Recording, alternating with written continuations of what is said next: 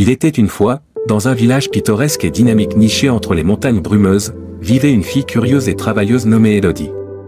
Elle vivait avec sa grand-mère aimante, Marguerite, dans un chalet douillet où un pot de roses rouges fleurissait dans le couloir. Tous les matins, Marguerite donnait l'ordre à Élodie de rassembler les pétales de fleurs dans un sac et de les étaler sur le sol de leur maison. Les pétales remplissaient leur maison d'un parfum parfumé qui semblait apporter chaleur et confort à leur vie.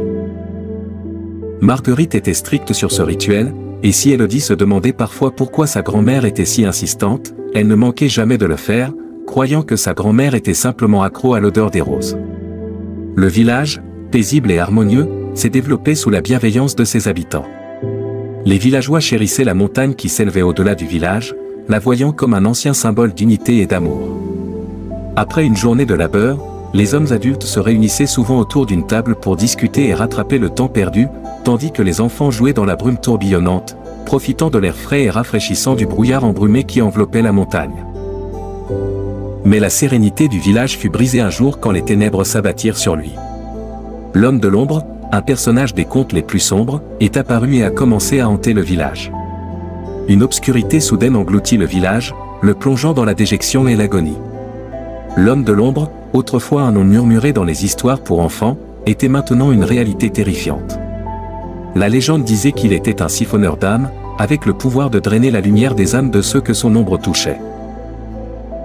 Alors qu'il marchait sur les chemins du village, son ombre drainait la vie des âmes de ceux qu'il croisait, les laissant faibles, desséchés et évanouis. Le village autrefois florissant était maintenant dans le désespoir, ses habitants, leur vitalité volée, souffraient en silence. Le village tout entier était en émoi, avec tous les habitants trop faibles, fatigués et misérables pour riposter. La malédiction de l'homme des ombres avait ravagé le village, laissant ses habitants dans une profonde douleur et détresse. La nouvelle de l'homme ombre se répandit dans les villages voisins, mais personne ne savait d'où il venait ni ce qu'il voulait. Comme ils ne s'aventuraient pas dans leur territoire, les villageois voisins gardèrent leur distance, croyant que c'était un fardeau que le village affecté devait supporter seul. Pourtant, au milieu du désespoir grandissant, Élodie et Marguerite sont restées intactes à la malédiction. Leur chalet, encore parfumé de roses, était un sanctuaire serein, épargné par la malveillance de l'homme des ombres. Un soir, Marguerite révèle à Élodie une vérité cachée. Elle commence par lui raconter l'histoire de Laurent, un humble et gentil herboriste qui avait vécu dans le village. Laurent était un guérisseur doué, profondément lié à la nature et connu pour fabriquer des remèdes à partir des herbes et des plantes qu'il avait cueillies dans les bois voisins. Les villageois le respectaient et l'admiraient, et souvent ils cherchaient à le guider en cas de besoin. Il aidait à guérir les gens de diverses maladies dans sa cabane et ne demandait jamais rien en retour. Un jour fatidique, une terrible peste a balayé le village, provoquant panique et souffrance. Malgré les efforts de Laurent, il n'a pas pu trouver de remède. Un après-midi, un homme mystérieux est apparu dans le village et a répandu de fausses rumeurs sur Laurent. Il a affirmé que Laurent était la cause de la maladie et l'a accusé d'utiliser la magie noire. Selon cet étranger, la maladie était une répercussion de la magie noire que Laurent avait utilisée. Les villageois, désespérés et craintifs, ont cru au mensonge de l'étranger et ont cherché à détruire Laurent. Le seul moyen de lever la malédiction, disait l'homme, était de jeter Laurent dans la montagne des monstres d'ombre, un lieu interdit, enveloppé de ténèbres et de mystères, où le grand mal serait censé habiter.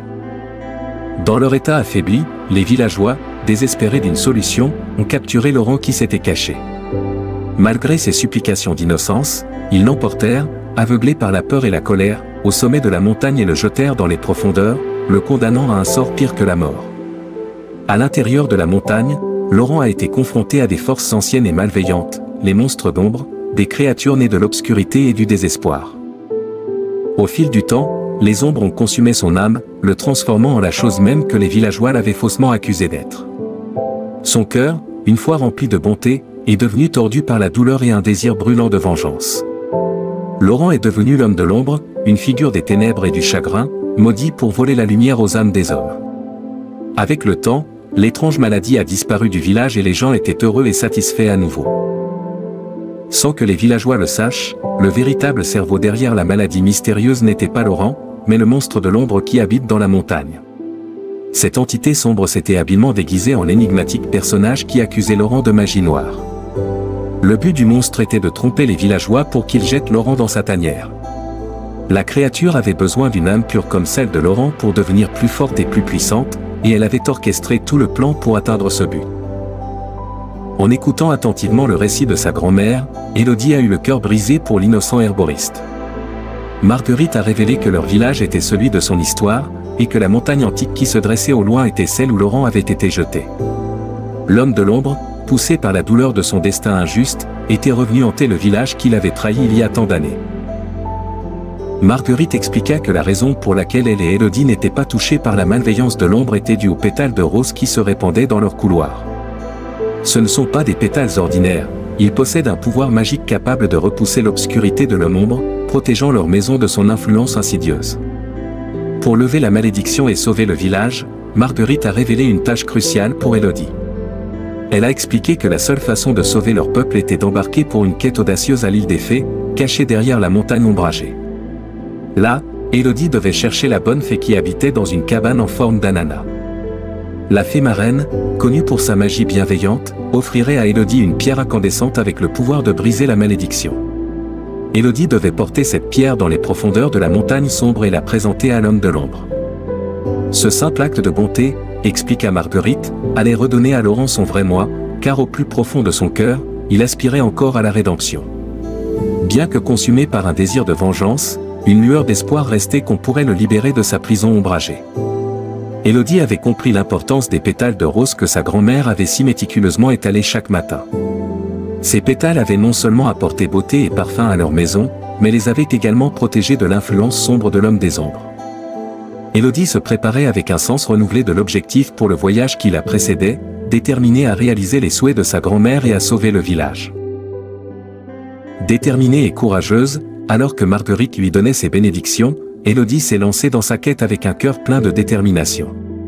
Elle se dirigea vers l'enchanteresse île des Fées, où l'air était rempli de rires et de chaleur de fées dansantes. Élodie était captivée par la façon dont les fées jouaient joyeusement et avec tant d'amour. Elles étaient si belles et colorées qu'Élodie aurait voulu être comme elles. L'île était un royaume de beauté et de bonheur, un lieu où la magie semblait se frayer un chemin à travers chaque brise et rayon de soleil. Élodie aperçoit bientôt la cabane en forme d'ananas que sa grand-mère avait décrite.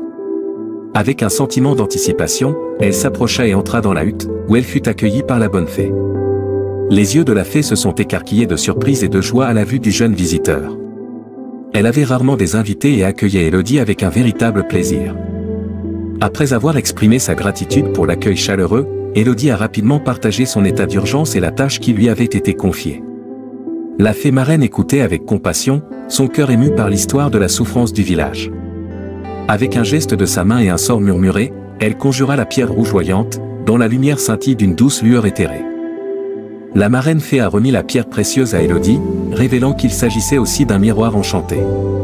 Elle expliqua qu'une fois que l'homme de l'ombre avait saisi la pierre, celle-ci le séparait de l'esprit sombre du monstre de l'ombre qui s'était enraciné en lui.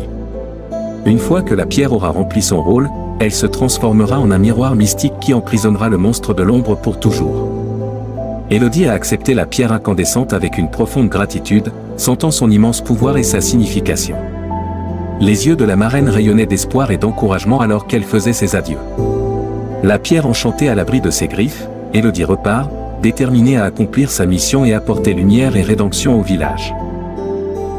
Avec une détermination renouvelée, Élodie s'est dirigée vers la sombre et sinistre montagne de l'ombre, déterminée à affronter l'homme de l'ombre et à mettre fin à la malédiction qui avait frappé son village. En arrivant à la grotte, elle se déplaçait rapidement et sans crainte, faisant un pas audacieux après l'autre jusqu'à ce qu'elle arrive au repère de l'homme ombre. Sa présence a intrigué l'homme ombre, il était surpris de voir quelqu'un s'approcher de lui avec un sourire et apparemment insensible à sa malédiction. Curieux de l'objet lumineux qu'elle présentait, il l'accepta et sourit en retour. Élodie regardait, dans un éclair de lumière éclatante, Laurent retrouvait sa vraie forme. À son étonnement, Laurent était inchangé par l'âge, comme si le sombre enchantement l'avait préservé.